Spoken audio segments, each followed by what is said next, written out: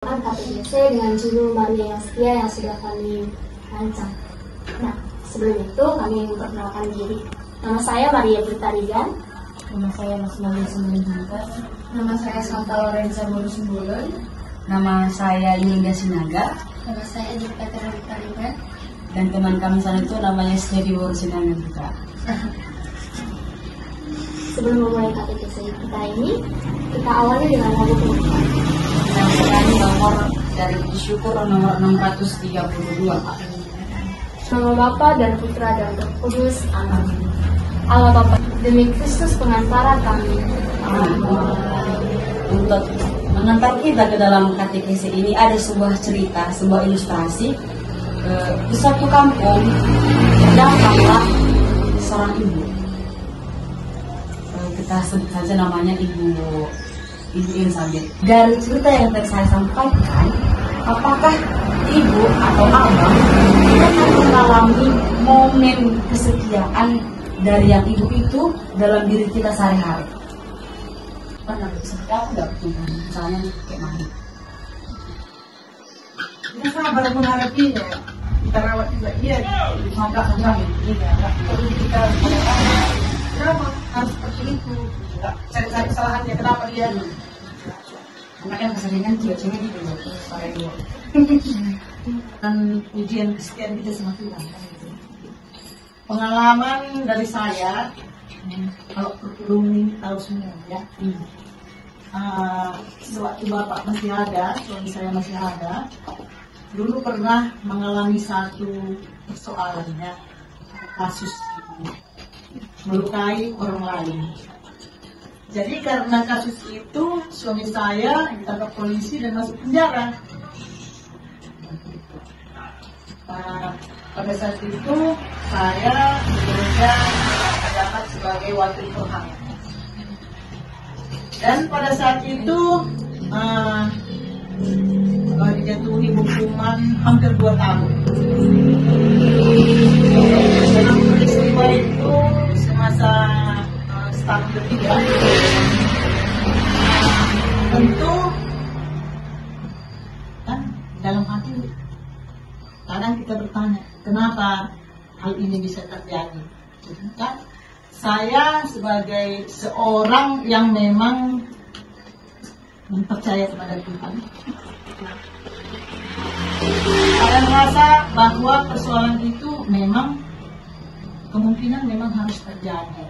Karena kan kami punya usaha, kan usaha kami waktu itu peternak ikan, mas. Nah, ada yang mengganggu kolam ikan kami itu karena sudah terlalu sering kejadiannya, kami emosi, ya, emosinya tinggi, frustasi kan, cara-cara juga. Di saat emosi tinggi itu yang membuat kita menjadi salah, kan? Kita melukai orang lain. Jadi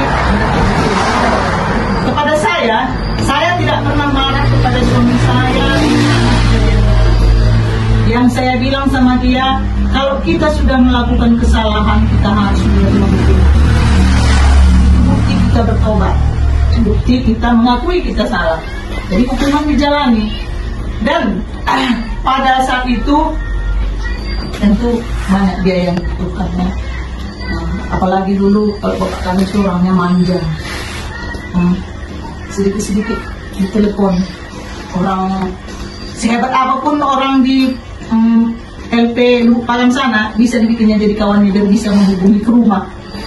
Tolong antar sebegini, antar obat, antar makanan. Saya tetap berusaha karena itu memang tugas saya, mengasih support, ngasih semangat supaya dia nggak down di dalam penjara. Tapi dengan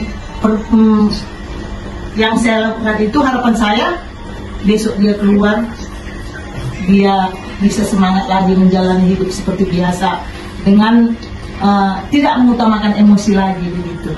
Dan pada saat itu saya melakukan pekerjaan saya di gereja untuk mengobati perasaan saya supaya Tuhan itu tahu kalau saya problem yang terjadi pada saya, pada waktu itu setiap hari Minggu saya bawakan masuk. Itu saya rasakan begini.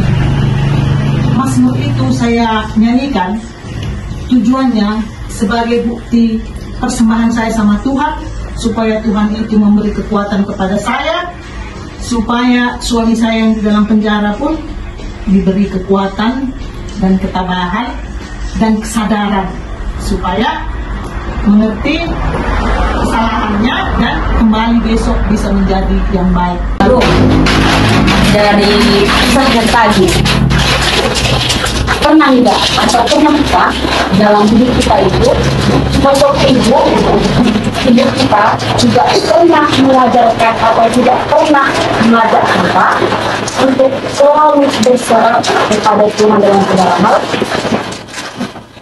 Dari kita yang tahu, itulah yang akan mengantar kita ke betapa sebenarnya Maria itu bukan hanya sebagai bunda Allah, tapi Maria itu juga mencontohkan juga teladan bahwa dia sosok model atau teladan yang betul-betul setia. Inilah yang akan mengantar kita sebelum kita mendengarkan video. Di tengah ini kita bernyanyi dari nomor 365. Di tengah ini kita bernyanyi dari nomor 365. Yesuslah bersabda, 1, 2, 3, Yesuslah bersabda, hingga menggunakan hak Tuhan.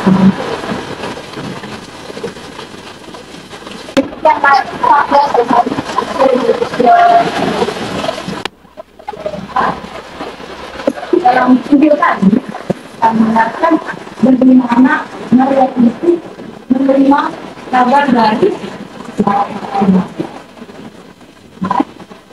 hal juga kami tidak Maria dengan yang termati yang menunjukkan sikap yang setia menjalankan perintah Tuhan. Setiap itu kita hari kata berjadilah padaku menurut dari yang tadi kita bermakan. Belajar tadi lah ada perintah yang kita sering-sering yang ada ada satu pertanyaan yang sering.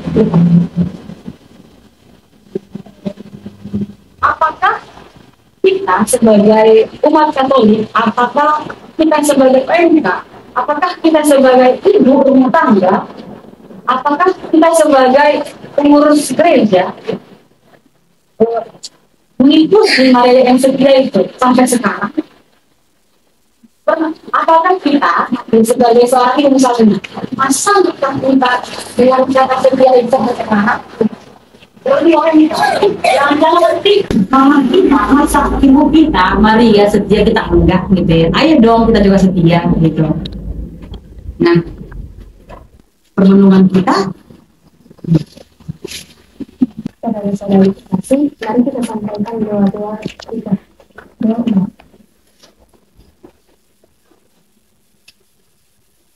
Kita berdoa bagi para pemimpin gereja kita. Kita berdoa bagi orang tua kita, ya Bapak, Untuk gereja, ya Bapak, bagi umat yang hadir di sini. Kita satukan doa kita dengan mendoakan doa yang diajarkan Tuhan Yesus kepada kita.